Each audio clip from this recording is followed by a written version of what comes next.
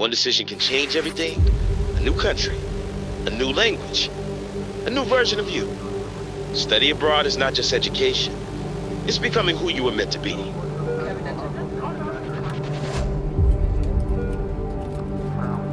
Ya, I know. Ini aku tahu intronya apaan banget sih, but let's get to the point. Hai, aku Rafi. Dan aku adalah editor dan juga co-director dari PTLN ini. Dan saat ini aku berkuliah di Moscow Institute of Physics and Technology, lebih tepatnya di Rusia. Dan aku yakin banget, banyak di antara kalian pasti yang tanya tentang... Wait. Direktur belum ngomong. Oke, aku Ryan, dan sekarang aku lagi berkuliah di University Malaya. Nah, jadi sebelum kita masuk ke bagian inti dari video ini, aku pengen ngasih tahu dulu kalau video ini udah kita desain sedemikian rupa biar kalian semua bisa ngerti gimana caranya untuk kita bisa kuliah di luar negeri. Apa itu dari persyaratannya, tata caranya, dokumen-dokumen yang dibutuhin, dan sebagainya. So without further ado, let's get into the video. Thank you Aiden sama Ryan. Hari ini saya akan memberikan 5 alasan kenapa kita harus kuliah atau belajar di luar negeri. Yang pertama, kuliah di luar negeri itu meluaskan wawasan kita. Yes, bener banget. Kita belajar untuk melihat dunia dari sudut pandang yang lebih luas. Kita juga bertemu orang-orang dari berbagai budaya yang kita bisa belajar ke mereka dan tentunya akan meningkatkan cara kita berpikir. Yang kedua adalah meningkatnya kemampuan bahasa asing kita. Karena mau nggak mau, bahasa pengantar yang nanti kita akan gunakan untuk belajar, untuk berkomunikasi hari-hari adalah menggunakan bahasa di negara kita di mana belajar. Bahasa Inggris, bahasa Arab, atau bahkan bahasa Rusia atau bahasa lainnya. Jadi, of course, our language skills will increase and improve. Yang ketiga, belajar di luar negeri itu akan meningkatkan karakter kita. Karena mau nggak mau, karakter kita akan dituntut untuk menjadi pribadi yang lebih mandiri, pribadi yang lebih disiplin waktu, pribadi yang lebih kuat dan tahan banting. Untungnya, kalau kita lulusan dari pesantren, kita punya basic yang kuat di hal-hal itu. Tapi belajar di luar negeri, kita akan lebih menguatkan hal-hal itu. Keempat, standar akademik internasional. Belajar di luar negeri itu bikin kita biasa sama standar akademik dunia. Dari mulai ngobrol, ngerjain tugas, ngelakuin riset, itu semua kita dituntut buat rapi dan kritis. Nggak cuma buat ngejar nilai, tapi kita semua di sini dilatih buat paham, berani ngomong, sama berpikir secara global. Jadi pulang-pulang mindset kita udah berubah, kita udah terbiasa sama sistem yang ada di sini, sistem pendidikan internasional. Yang kelima, peluang karir internasional. Buat kita yang pernah belajar di luar negeri, itu kita bisa ngerasa kita lebih percaya diri, CV yang kita punya akan lebih kelihatan mahal, teman-teman yang kita punya pastinya bakal lebih internasional, relasi yang lebih luas. Dan yang terakhir, kita nggak cuma mentok bisa punya karir di lokal doang. Karena kenapa? Mau lanjut perkuliahan di luar negeri atau juga masuk perusahaan multinasional, itu semua bakal lebih kebuka karena kita pernah tinggal dan belajar di luar negeri. Oke, jadi pada sesi kali ini kita akan membahas bagaimana cara kuliah ke luar negeri. Ada beberapa hal yang harus kita perhatikan sebelum kuliah ke luar negeri. Yang pertama, jalur penerimaan. Jalur penerimaan kuliah terbagi menjadi 2. Pertama, mandiri, dan kedua, beasiswa. Jalur penerimaan mandiri adalah jalur penerimaan mahasiswa baru yang dikelola oleh masing-masing perguruan tinggi. Bagaimana alur pendaftaran atau penerimaan jalur mandiri? Hal ini akan dijelaskan oleh negara masing-masing tujuan pada sesi berikutnya. Lalu, apa itu jalur beasiswa? Jalur beasiswa adalah jalur penerimaan mahasiswa baru yang dikelola oleh institusi pemberi beasiswa. Jalur beasiswa terbagi menjadi 2. Yang pertama, jalur beasiswa pemerintah, dan yang kedua, jalur beasiswa kampus. Jalur beasiswa pemerintah adalah jalur beasiswa yang diberikan oleh institusi pemerintah, dan jalur beasiswa kampus adalah jalur beasiswa yang diberikan oleh institusi kampus. Lalu, bagaimana cara mendapatkan beasiswa? Beberapa hal yang harus kita perhatikan sebelum mendaftarkan diri ke dalam beasiswa tertentu adalah dokumen. Ada beberapa dokumen yang harus diperhatikan sebelum mendaftar beasiswa. Yang pertama, esai jenis motivation letter. Apa itu esai motivation letter? Esai motivation letter berisi alasan atau motivasi yang mendorong pelamar atau kandidat untuk melanjutkan studi ke luar negeri dan kualifikasi untuk diterimanya. Bagaimana cara menulis esai motivation letter? Pertama, tuliskan alasan memilih studi tertentu. Hal ini biasanya berisi perkenalan, alasan, dan minat jurusan. Yang kedua, masalah atau isu relevan yang ingin diselesaikan dengan menempuh studi lanjutan. Jadi kita tuliskan masalah apa yang ingin kita selesaikan dengan menempuh studi tersebut. Yang ketiga, alasan memilih studi di perguruan tinggi. Yang keempat, alasan memilih negara tujuan studi. 5. Alasan mengapa kamu adalah kandidat yang sesuai dengan perguruan tinggi dan beasiswa tujuan. Dan yang keenam, rencana masa depan. Ada beberapa metode yang dapat digunakan untuk menulis esai motivation letter. Kita dapat menulis esai motivation letter dengan metode STAR. Apa itu metode STAR? S. Situation. Situasi pengalaman yang dialami, yaitu pengalaman apa yang pernah kita alami di masa lampau. T. Task. Pekerjaan, tanggung jawab, jabatan apa yang pernah kita emban. A. Actions. Penjelasan dari pekerjaan yang kita lakukan. Jadi kita jelaskan apa yang kita lakukan di pekerjaan atau jabatan tersebut. Yang terakhir, R. Result. Impact dari action yang dilakukan. Jadi kita jelaskan dampak apa yang kita berikan setelah kita menjabat menjadi posisi tersebut. IELTS memiliki kepanjangan yaitu International English Language Testing System, adalah salah satu tes kemampuan berbahasa Inggris yang diakui di penjuru dunia. Tes ini digunakan untuk mengukur sejauh mana seseorang mampu menggunakan bahasa Inggris secara akademik maupun profesional. Oke, jadi buat tes IELTS itu nanti ada bakal 4 bagian. Tentu yang pertama itu ada listening. Kalau listening itu kalian nanti bakal dibagi jadi 3 bagian. Yang pertama sama yang kedua tuh percakapan biasa. Sama yang ketiga itu nanti kayak kalian tuh bakal dengerin lecture gitulah. Kayak monolog jadinya ya. Difficulty-nya nanti bakal meningkat tiap bagian. Sama yang kedua tuh reading juga sama. Nanti kalian juga bakal dikasih 3 bagian. Semuanya itu biasanya tentang bahasa akademik ya, atau mungkin story. Terus yang ketiga itu nanti kalau ada writing itu dikasih waktu sekitar 60 menit. Itu tuh nanti bakal ada 2 bagian juga. Pertama itu kalian jelasin, bisa nanti dikasih chart atau map atau gitu-gitu. Terus nanti yang kedua tuh kalian tulis opinion. Yang terakhir itu ada speaking. Kalau speaking itu kalian nanti bakal ngomong langsung sama examinernya. Ada dibagi 3 bagian juga. Yang pertama tuh biasanya perkenalan diri. Terus yang kedua itu kita bahas certain topik. Terus yang ketiga tuh nanti kita bahas lagi topiknya tapi lebih mendalam. Terus nanti dari semua bagian itu kalian bakal dinilai tuh per bagian apa aja skornya. Nanti kalian bakal dibuatin hasil akhir itu yang nanti bisa nentuin kalian bisa lulus atau enggak di perguruan tinggi luar negerinya itu. Singkatnya, IELTS bukan sekedar ujian bahasa. IELTS adalah alat ukur yang membuka akses ke pendidikan, karir, dan peluang internasional. Dengan persiapan yang tepat, IELTS dapat menjadi langkah strategis untuk masa depan global Anda. Tes itu sendiri adalah Scholastic Assessment Test. Tes assessment berbasis kepada Scholastic, mirip seperti SNBT untuk teman-teman yang ingin melanjutkan perguruan tinggi di kampus negeri. Skor maksimumnya adalah 1.600 dan skor minimumnya ada 400. Jadi juga terdiri dari 2 fokus utama di soal, yaitu Math and English. Ada matematika dan juga ada English. Namun bedanya Inggris ini dia lebih berfokus kepada reading and writing. Beda dari IELTS yang ada listening dan speaking, di SAT ini dia tidak ada hal seperti itu ya. Untuk masing-masing Math sama English dia punya 2 modul 1 dan modul 2. Buat modul 2 ini sendiri dia menyesuaikan dari hasil kalian di modul 1. Kesusahannya menyesuaikan hasil kalian dari modul 1 lah. Jadi kalau modul 1 kalian bagus, ada kemungkinan soalnya lebih susah di modul 2. Namun kalian gak usah khawatir karena nanti waktu tes bakal dibolehin buat bawa kalkulator, dan tes ini sendiri dia computer based. Jadi kesalahan penulisan itu bakal bisa diminimalisir karena kalian nulisnya di komputer bukan tulis tangan. Dan buat kalian yang mau serius banget ngerjain tes ini, bisa banget belajar dari YouTube atau enggak nyobain tryout yang dikasih dari officialnya mereka di aplikasi namanya College Board. Itu ada banyak banget tryout gratis yang dikasih sama mereka. Jadi buat kalian yang mau serius, bisa banget buat download aplikasinya dan coba tryout yang dikasih sama mereka.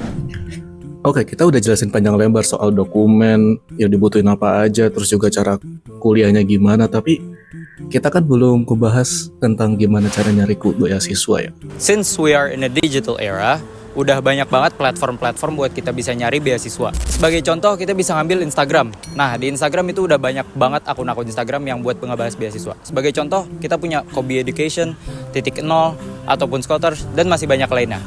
Atau mungkin kita bisa nyari sendiri via Google Search. Di sini kita nggak bisa banyak banget ngasih contoh kepada kalian kayak beasiswa itu ada apa aja. Tapi di sini kita kasih contoh. Yang pertama, untuk beasiswa Rusia ada Russian Government Scholarship. Turki ada Turkiye Burslari. Dan yang ketiga ada juga Hungaria atau yaitu Stipendium Caricum. Okay, maybe that's all. Seperti biasa, seperti acara University Expo yang lainnya, habis ini kita lanjut ke bagian per negara-negara. I hope this video benefits you.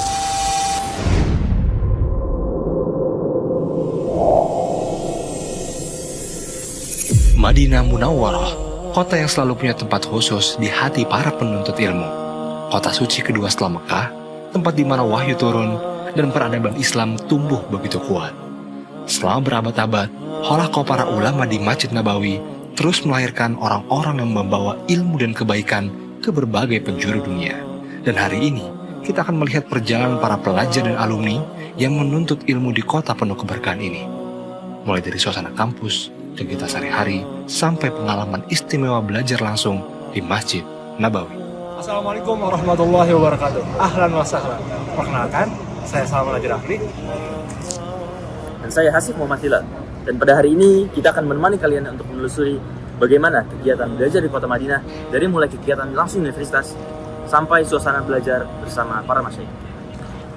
Ahlan wa sahlan fi University Expo 2026 Ad-Dirasatu Kharijul Bilad.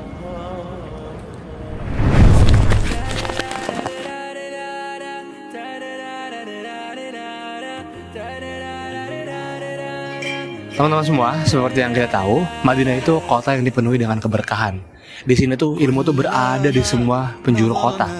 Tapi ilmu itu di sini bukan hanya bermula dari ruang-ruang akademik, seperti ruang kelas yang ada di universitas. Di sini ilmu salah satu yang bersumber dari pusat peradaban Islam, yaitu masjid. Hari ini kita berada di masjid yang dibangun oleh Nabi SAW ketika beliau pertama kali hijrah, yaitu Masjid An-Nabawi. Di situ banyak banget ya kegiatan-kegiatan manfaat, dari mulai halaqah Quran sama para masyayikh, halaqah sanad, halaqah mutun. Juga tuh di sini kita bisa ngambil sanad Quran, dan juga kita bisa ngambil juga sanad dari kitab-kitab yang langsung berhubung kepada para ulama. Ya, di sini juga kita ngikutin program yang namanya Markas Syekh Abdul Aziz bin Saleh. Apa aja sih yang kita pelajarin? Di sana itu mempelajari berbagai macam ilmu-ilmu syar'i kayak tajwid, hadis, fikih, ada juga sirah, dan masih banyak lagi. Kenapa bagus banget? Karena kita ini dipaksa buat mengasah skill bahasa Arab kita ya, karena full Arab semuanya. Dari mulai buku Muqarrar yang digunain, bagaimana Syekh nyampein, sampai diskusi antar siswa itu kita gunain bahasa Arab. Buat yang bahasa Arabnya masih kurang, ada juga di sana menyediain yang namanya Faslul Lughah. Jadi selama 1 tahun pelajaran itu mempelajari, mengasah kemampuan bahasa Arabnya.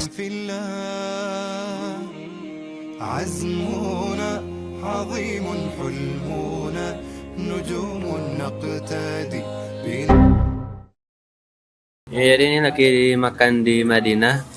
Ini roti pakai kambing. Jadi gimana Ki? Ini di apa ya? Kambingnya dicocol gitu kan.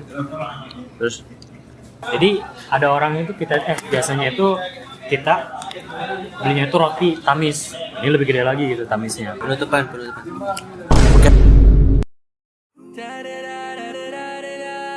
Assalamualaikum warahmatullahi wabarakatuh. Perkenalkan, nama ana Haitham Fauzan Al-Aslami, alumni angkatan 10 Al-Bina Islamic Boarding School. Sekarang kuliah di Universitas Islam Madinah, jurusan Fiqh Syariah semester 7. Yang pertama, cara mendapatkan beasiswa Saudi insya Allah sangat mudah. Kalian cukup mendaftarkan diri di website Studi in Saudi, kemudian lengkapi berkas-berkasnya. Yang kedua, full funded. Insya Allah fasilitas yang ada di Saudi itu diberikan gratis ya oleh pemerintah, rumah sakit ya, asuransi kesehatan, kemudian kalian belajar gratis, asrama gratis, dan juga mendapatkan uang saku bulanan. Yang ketiga adalah kemudahan beribadah. Kalian kalau mau umroh sebulan sekali, kita bisa haji pada tahun itu juga asalkan ada uangnya. Yang pertama adalah kemandirian. Di Al-Bina sekarang itu mengatur keuangan sendiri dan juga kegiatan sehari-hari itu secara mandiri. Yang kedua adalah belajar bahasa Arab secara aktif, berbicara dengan para masyayikh yang ada di Al-Bina. Yang ketiga, yang kalian harus biasakan gitu adalah menghafal Al-Quran, karena Al-Quran itu standar utama ya untuk kuliah di kampus-kampus di Saudi. Alhamdulillah, Kenapa sih para thalibul ilmi pengen banget belajar agama di kota Nabi Shallallahu Alaihi Wasallam? Rasul Shallallahu Alaihi Wasallam bersabda, Allahumma barik lana fi samarina, wa barik lana fi madinatina, wa barik lana fi sa'ina, wa barik lana fi mudina. Artinya, ya Allah, berkahilah buah-buahan kami, berkahilah kota Madinah ini, berkahilah sod dan mud yang kami dapatkan. Rasulullah SAW mendoakan keberkahan. Keberkahan, apa itu keberkahan? Kathratul khair, banyaknya kebaikan. Emang banyak kebaikan di sini, banyak, terutama di Masjid Nabawi. Ada banyak halaqah kajian para syekh, ada halaqah hadis, mutun, Quran, dan banyak yang lainnya. Maka dari itu alasan kenapa para thalibul ini pengen banget untuk belajar di kota Madinah, di kota Rasul Shallallahu Alaihi Wasallam. نهج القويم هو النجاة لا أبتغي عنه الحياد.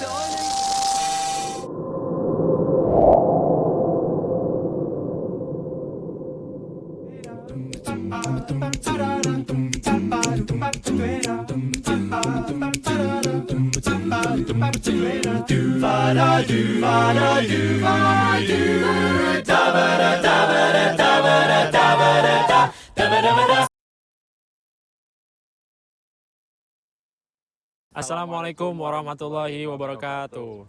Aku Ryan. Aku Atala.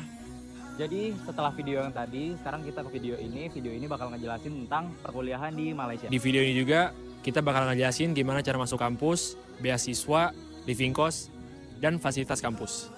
Oke, gak usah basa-basi lagi, kita langsung aja ke bagian pertama. Kenapa sih dan benefit apa aja yang bakal kita dapetin dengan berkuliah di Malaysia?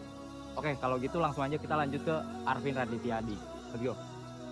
Oke, kenapa kalian tuh harus kuliah di Malai itu? Soalnya pertama bahasanya mirip sama kita. Jadi nanti kalau kalian mau ngomong juga, kalau kalian nggak terlalu ngerti Malai, kalian tinggal ngomong Indo aja, mereka bakal ngerti juga kok. Terus yang kedua itu nanti kalian bakal bisa belajar bahasa Inggris. Nanti kalian juga bakal ketemu international lecture, teman-teman international student lain dari Pakistan, Uzbekistan, Somalia.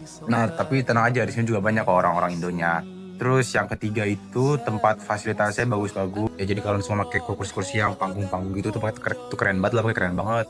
Oke, jangan. Kami dari perwakilan Angkatan 16 yang sedang berkuliah di negara Malaysia akan menjelaskan mengenai cara masuk, beasiswa, dan biaya hidup selama kami berkuliah di Malaysia. Oke, pertama-tama saya akan menjelaskan mengenai untuk cara masuk ke Xiamen University Malaysia. Kalian bisa menghubungi atau mencari agensi yang berafiliasi dengan Xiamen University Malaysia. Kalian akan dibimbing melalui pendaftaran dan persiapan bahasa Inggris melalui agensi tersebut. Untuk pendaftaran dan penyiapan visa semuanya gratis tanpa dipungut biaya bila menggunakan agensi yang berafiliasi dengan Xiamen University Malaysia. Oke, untuk beasiswa, Xiamen University Malaysia menyediakan beasiswa sebesar 50% bagi SMA yang memiliki nilai rata-rata sebesar 85.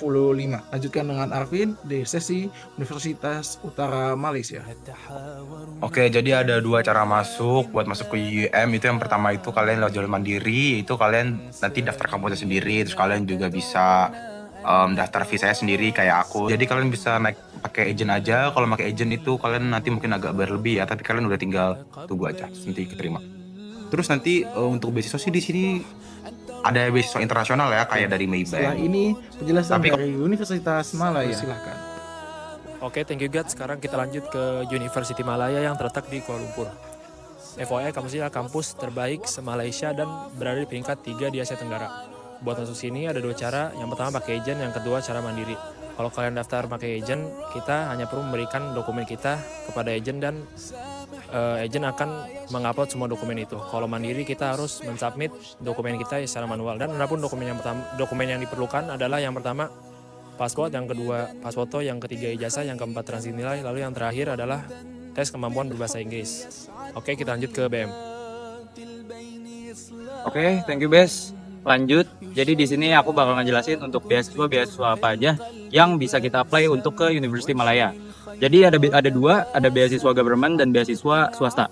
Untuk yang swasta sendiri ada beasiswa Maybank dan beasiswa OCBC, dan untuk beasiswa yang government ada beasiswa Garuda dari pemerintah Indonesia.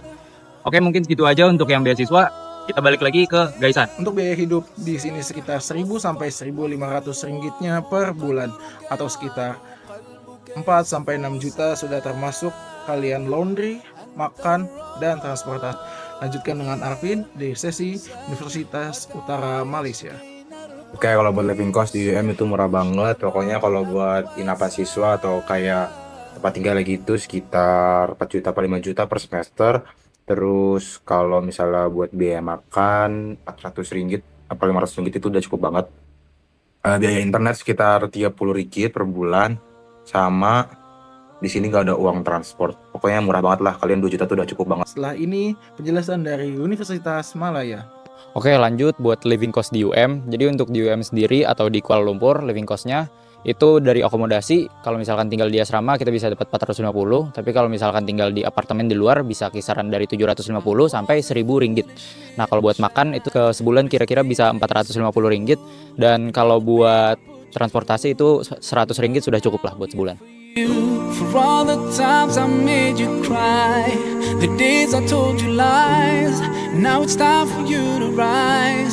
For all the things you sacrificed. Oh, if I could turn back time, rewind. If I could make it undone, I swear that I would. I would make it up to you. I'm all grown up now. It's a brand new day. I'd like to put a smile on your face every day. I'm all grown up now, and it's not too late. Ini serius kita closing di sini deh. Serius lah, emang mau di mana lagi coba? Ya udah di sini aja ya, gue tutup. Oke, mungkin segitu aja buat yang di Malaysia, buat video Malaysia. Kalau kalian masih ngerasa kurang buat pertanyaan, kalian bisa banget langsung DM IG kita, atau kalian bisa ikut Zoom nanti malam kisaran jam 8.30. Mungkin gitu aja dari kita. Syukron. Wassalamualaikum warahmatullahi wabarakatuh. Sekarang kita lanjut ke Rusia.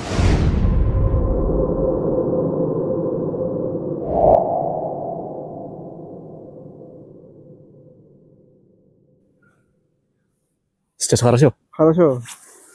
Oke. Kebetulan nih direktur minta aku syuting di luar, dan ya sekarang udah berpersiapan bersih ya. Tapi kita gak punya banyak waktu, langsung aja kita ke section. Oke, jadi pada sesi kali ini kita akan membahas kenapa kuliah di Rusia. Pertama, akademik. Rusia memiliki kampus dengan ekosistem akademis internasional serta memiliki ranking terbaik di setiap fakultasnya di dunia. Misalnya saya di Fakultas Business Management HSI University dengan peringkat 137 dunia by QS World University Ranking by Subject 2025 Business and Management Studies. Yang kedua, lingkungan.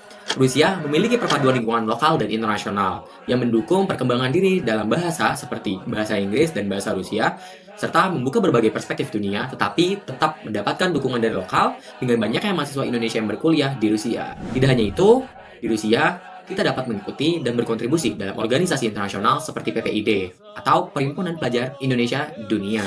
Dan yang terakhir, living cost. Rusia memiliki living cost yang relatif rendah, sekitar 500 sampai 2 juta per bulan, hingga 30 juta per tahun. Tetapi jangan khawatir, di Rusia kita memiliki banyak opsi beasiswa seperti Russian Government Scholarship, Open Doors, dan beasiswa kampus seperti beasiswa kampus HSE, yaitu beasiswa yang memberikan potongan full kepada tuition fee atau UKT serta biaya hidup sebanyak 2.000 rubel atau 400.000 setiap bulannya. Tidak hanya itu, di Rusia kita bisa mendapatkan beasiswa BCB Basnas Rusia, yaitu beasiswa yang diberikan kepada mahasiswa Rusia dengan total pendanaan per mahasiswa sebanyak 24 juta per 2 tahun dari institusi Basnas RI. Oke, gimana cara masuk ke Rusia? Simpelnya gini aja, kita sama aja kayak negara lain, ada jalur mandiri, jalur beasiswa. Tapi kebetulan di sini semuanya jalur beasiswa, jadi di sini kita cuma bahas jalur beasiswa. Beasiswa apa aja yang bisa didaftar di Rusia? Sebenarnya ada banyak banget, ada Rosatom, ada Open Doors, ada PKR, atau bisa disebut RGS juga. Tapi di sini kita bakal ngasih tahu kalian tentang RGS. Kenapa RGS? Karena kebetulan RGS adalah beasiswa yang paling banyak didaftar oleh orang Indonesia. Dan infonya ini sangat mudah sekali untuk didapatkan. Kalian tinggal kunjungin Instagram Rusdomindo, di sana disebutkan semua terkait RGS ini. Sebenarnya untuk Open Doors ini adalah beasiswa yang baru untuk S1 dan peminatnya kebetulan cukup banyak, tapi masih dikit, masih baru lah.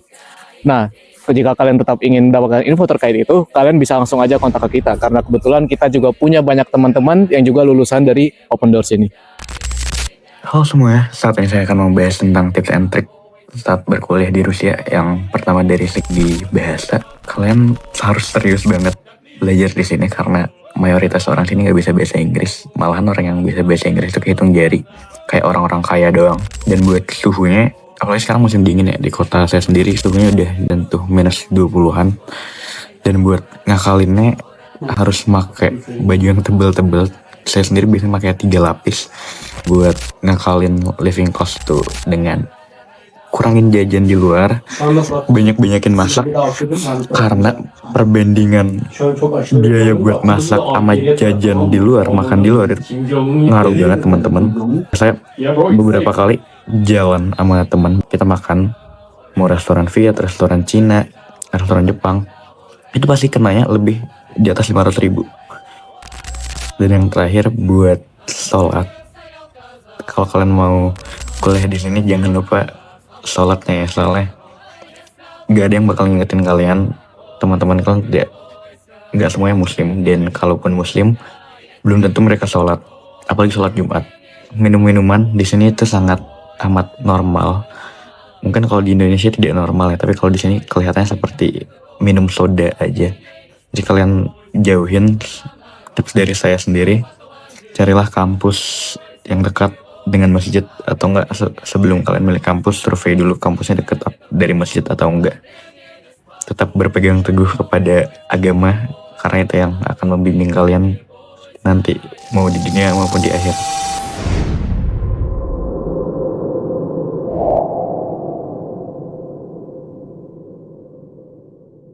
Assalamualaikum warahmatullahi wabarakatuh. Halo semuanya, perkenalkan nama saya Rakean Cakra Wicaksana. Saya alumni Albina angkatan ke-16 lulusan tahun 2025. Saya sekarang berkuliah di University of British Columbia di Kanada, and I'm also part of beasiswa Garuda angkatan pertama. Saya ngambil di UBC ini Faculty of Science, dan saya planning for taking oceanography or maybe earth and ocean science as my major, ilmu kelautan dan kebumian.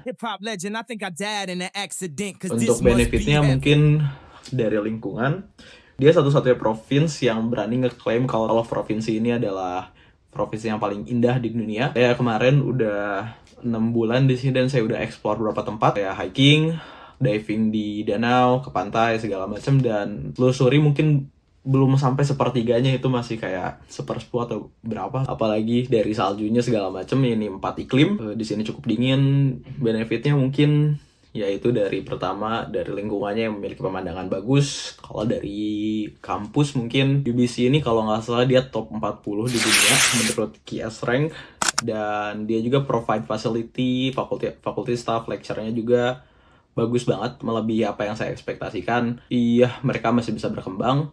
Jadi ya ini tempat yang bagus buat belajar, study space-nya juga banyak, ada di library, private study. Kalau misalnya dari kekurangannya dari tempat ini mungkin di sini banyak yang pengguna weed, pengguna ganja, mereka homeless juga banyak di sini. Mungkin kurangnya itu sih, kayak di jalan tiba-tiba nemu orang kayak tweaker gitu yang kalian nemuin di Reels Instagram atau TikTok, itu benar, itu real. Living cost tuh sekitar $2.000 per bulan. Saya dikasih 2.300, itu lebih dari cukup, sekitar 28 juta lah sebulan. Itu udah lebih banget dari cukup. Di sini paling enaknya banyak banget fashion. Kalau teman-teman yang suka beli barang branded, di sini hitungannya cukup murah sih. Dan elektronik di sini lumayan murah dibandingkan di Indonesia. Sebenarnya overall ya, mau kemanapun di universitasnya, intinya cuma 2, berakal dan beruang. Kalau cara masuk ke UBC, kemarin saya apply dengan 3 hal: IELTS, nilai rapot, sama SI. Buat dari nilai IELTS ya standar, saya yakin teman-teman bisa lah nyampe 6,5 atau 7. Mungkin perlu ekstra lagi belajarnya. Soalnya buat dari pelajaran-pelajaran di sekolah tentunya dia nggak bakal ngedukung buat tes IELTS ini. Kalau saya kemarin caranya, saya ngeprint modul latihan, practice module for IELTS. Itu di Google banyak, tinggal dicari aja. IELTS practice module PDF, print, saya kasih cover, saya bikin buku-bukuan gitu. Itu di latihan, dikerjain. Saya dari kemarin tuh belajar tuh karena kita nggak dapet device buat listening, jadi saya praktis reading, praktis writing, praktis speaking. Yang penting yang pertama tuh benar-benar dikeluarin segalanya sampai membiasakan diri dulu, biar terbiasa dengan bahasa Inggrisnya, baru improve dengan kalimat-kalimat yang udah advance. Buat dari essay, ya standar personal statement, kalian tuh siapa, kalian tuh maunya apa, kalian udah pernah ngapain aja, itu semuanya dikeluarin di situ. Sama nilai rapot, sebenarnya buat dari nilai rapot tuh gak terlalu susah. Di atas 87 tuh, di atas 85, 87 sebenarnya udah bisa keterima harusnya kalau dari teman-teman saya yang saya dengar. Oh, paling prepare-nya sebelum kuliah ya, secara overall, secara umum buat teman-teman semuanya. Pertama mungkin tentuin jurusannya itu harus bulat banget kalau bisa. Teman-teman tuh, kalau saya sendiri dari kelas 10 udah mulai tahu saya mau jurusan apa. Sejauh ini saya emang pengen oceanografi dari kelas 10 tuh, dari kelas 1 SMA, jadi sampai sekarang bulat pengen banget. Mungkin teman-teman masih bingung juga kan cara yakinin dirinya gimana sih. Paling kayak ngikut kakak-kakak kelas yang abang-abangnya udah kuliah, pengen teknik mesin, pengen teknik apalah segala macem. Kembali lagi ke diri kalian tuh bagusnya di mana, kalian tuh senangnya apa, ya itu aja yang diikutin. Mungkin teman-teman ada yang suka yang kegambar, sukanya desain, bisa masuk ke desain grafis atau apa segala macam. Jangan sampai kayak oh saya pengennya ini doang, sedangkan waktu udah dapet, udah seneng, dijalanin malah setengah hati gitu, jadi kayak orang yang gak niat gitu. Ya itu paling kalau misalnya ada yang pengen ditanyain, ada yang pengen diperjelas, boleh DM saya atau minta sampein aja ke panitia-panitianya buat nelpon saya atau nyampein apa. Insya Allah saya jawab, saya angkat kalau saya lagi free. Sekian dari saya, mohon maaf jika ada kesalahan. Assalamualaikum warahmatullahi wabarakatuh.